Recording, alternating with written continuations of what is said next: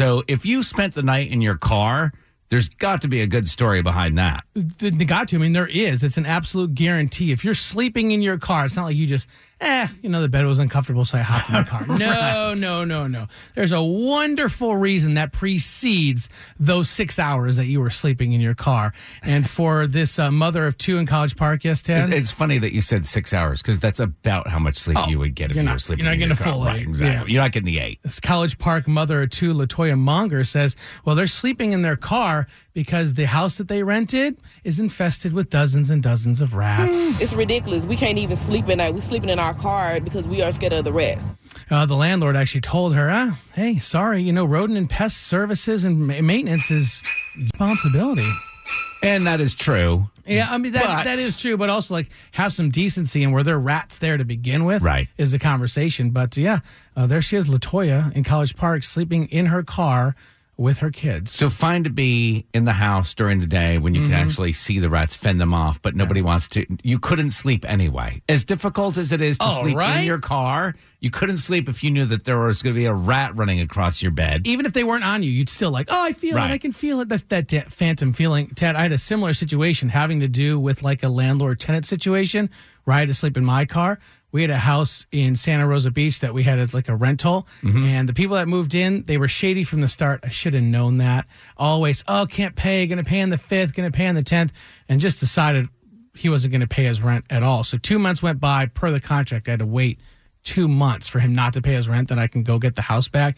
And in the rental contract, it says, if you're going to evict somebody, you have to wait until 7 a.m. of the 2-month window, and then you can legally walk into your house with a sheriff and kick that person out. And you were going to be there at 7 o'clock and 1 second. Yeah, 6:59 with the sheriff. And so I drove down. At the time we lived in Memphis, drove down overnight, parked in front of my house at, let's say, 3 in the morning, and then woke up at 6:45, waited for the sheriff, and we walked in, and I just saw it all according to plan. And if you know Drex, there was no flipping way he was paying even $10 for a Motel 6 to sleep in an actual bed. Absolutely not going to happen. But this, the tenant, he had the last laugh because I'm going through and I'm steam vacuuming all the carpets. He had put red Kool-Aid, powdered Kool-Aid in the master. And when I went to vacuum the carpet up, it dyed it all red. I've heard of people doing that before. Several days in the car as Drex dealt with the carpet. Yeah. But we said at the beginning, Tad, if you have to sleep in your car, there's a wonderful reason why. Right. We're going to cancel yours out. That was not a good reason to sleep in a car. Why are you kidding me? It wasn't a good reason. A good story. But the rats trumps that one. If you could do better than I slept in my car because I had rats in the house, for any other reason, sleeping in your car because you were camping and it's raining, that doesn't count. We're talking about what is the story behind you having to sleep in your car? Well, we lived in Winston-Salem, and we had drove to party at my parents' house, and my dad has a very small dog, and we had a German Shepherd. And he is very protective over his small dog and would not allow my dog in the house.